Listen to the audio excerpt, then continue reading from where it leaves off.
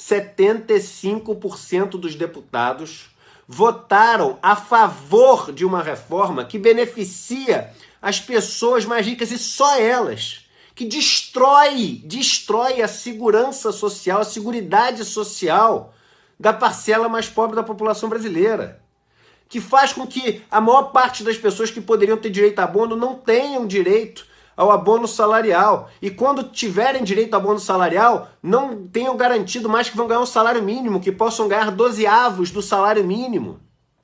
Faz com que os homens tenham que trabalhar mais 5 anos completos para poder garantir com a idade mínima. 5 anos completos com que as pessoas conseguem, na média, comprovar de contribuição por ano, significa, no caso dos homens, mais de 10 anos de trabalho. E isso, gente, para ganhar 60% da média.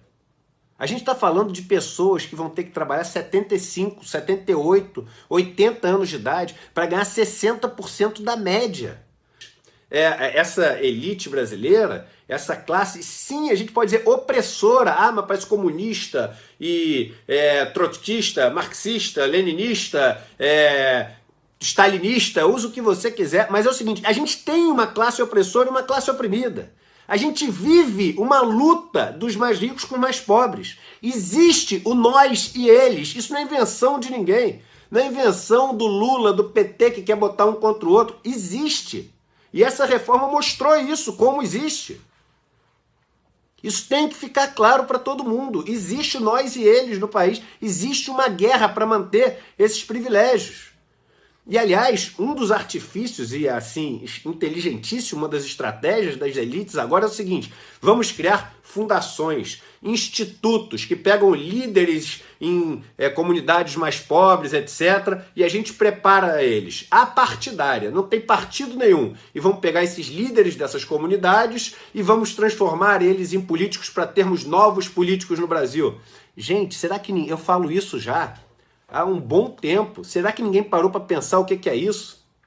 Olha quem financia esses institutos, essas fundações.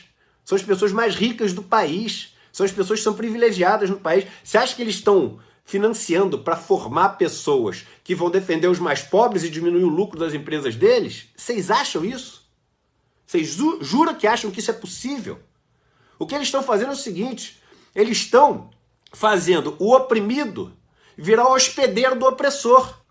Não existe argumento para dizer que essa reforma da Previdência vai melhorar a vida dos pobres. Não vai. Não vai. Ela só piora a vida dos pobres. É numérico, é matemático. E tem aqueles que dizem, mas existe uma questão fiscal e a gente precisa disso para a gente poder gerar mais empregos. As pessoas mais pobres do Brasil, elas precisam ter uma coisa na cabeça.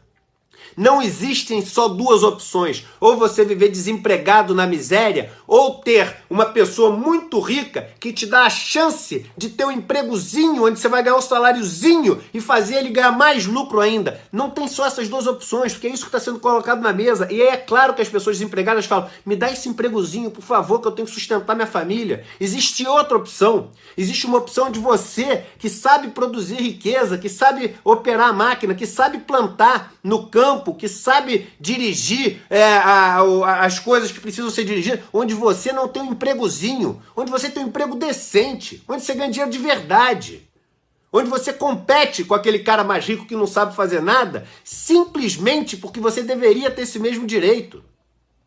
Onde você não ganha só mais educação para ser um escravo melhor, onde toda a produtividade que você gera mais vai para o cara que te emprega, onde você ganha educação e, ao mesmo tempo, acesso aos meios de produção, financiamento para poder comprar os meios de produção, onde você ganha um pedaço da produtividade que você gera mais e os lucros são mais distribuídos. Existe essa outra opção.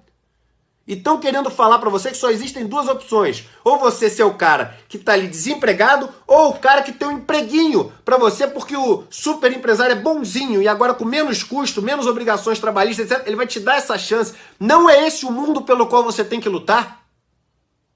O mundo pelo qual você tem que lutar é um mundo onde você tenha verdadeiramente os mesmos direitos que esse outro cara que te explora. E isso não é ser comunista, isso é ser o seguinte: isso é seguir a lei. Isso é ser humano. Isso é ser justo. Não caiam nessa lorota de que agora vão gerar mais empregos. Na escravidão não tinha desemprego, estava todo mundo empregado. Era bom a escravidão? Ah, mas o cara tinha ali o que comer. Gente, não podemos retroceder. Eu entrei no avião, vindo de Los Angeles para cá. Quando eu entrei, eu passei na primeira classe, assim, do avião, indo para minha cadeira, que era lá na classe econômica, perto lá do fundo do avião. E aí, quando eu passei na primeira classe, tinha um cara bem rico ali, estava na primeira classe, todo bem vestido, e o filho dele, um menino de uns 15 anos, assim, meio cabeludo, com aqueles fones de ouvido, meio, sei lá, geek, meio nerd, assim, garotada da cidade, que é todo mundo meio, assim, hoje em dia, tecnológica, etc, né, mas meio perdidão, assim. Aí o pai chegou, falou assim, foi ali que eu soube da notícia, ele falou assim, você viu que passou a reforma, né? Aí o filho falou, pois é, pai. Agora, o que a gente faz com esses 131, hein? Assim, que votaram contra. O que a gente faz com esses 131? Um menino de 15 anos, coitado, olha como já foi... já teve uma lavagem cerebral feita pelo pai, tratando os 131 que estão ali buscando algo que proteja a população como criminosos, como descartáveis, como um negócio meio que nazista, neonazista. O filho falando, vamos eliminar esses caras, o que a gente faz com esses 131? Eu não entendo como as pessoas não conseguem ver isso, talvez seja a única coisa boa desse momento que a gente está vivendo, a chance de poder ver isso. O evento que teve lá da maior corretora do Brasil, né? Aí chamaram, agora, teve há pouco tempo atrás, chamaram o Paulo Guedes para dar um discurso. Olha só, gente, o Paulo Guedes vai dar um discurso nesse evento da maior corretora do Brasil, que é sócia do maior banco do Brasil. 10 mil pessoas no público. Aí o Paulo Guedes fala assim, nós somos 200 milhões de trouxas e o Brasil tem esse problema que tem só 4 grandes bancos e nós vamos acabar com isso. Aí os 10 mil levantam e batem palma emocionado, parece que tinha gente chorando. Vocês acreditam que os 10 mil estão batendo palma porque ele realmente vai acabar com o poder dos 4 grandes bancos se um dos bancos é sócio deles? É claro que não. É claro que eles sabem que não tem verdade nenhuma nesse discurso, senão não estavam de pé batendo palma. Estavam preocupados com a cabeça baixa, falando, e agora? Como é que a gente vai fazer sem poder ter essa moleza toda? É claro, é isso que as pessoas têm que ver. Por isso, aqui ó, para vocês 131 que tiveram a coragem de enfrentar tudo isso, minhas palmas e meu compromisso, minha lealdade nessa luta. Isso não foi uma derrota.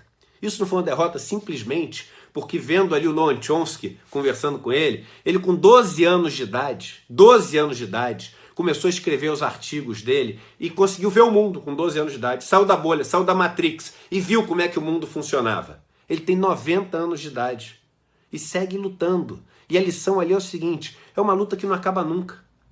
Eu vou morrer lutando. Vocês que estiverem dispostos também vão morrer lutando. Não existe a linha de chegada onde venci ou não existe. A única maneira de nós que queremos um país mais justo, que pensamos quando a gente tenta decidir qual a melhor decisão para qualquer assunto que está sendo votado, no que é o melhor para os 220 milhões de brasileiros e brasileiras, para a maioria dessa população brasileira, a única derrota possível para nós é a de desistir.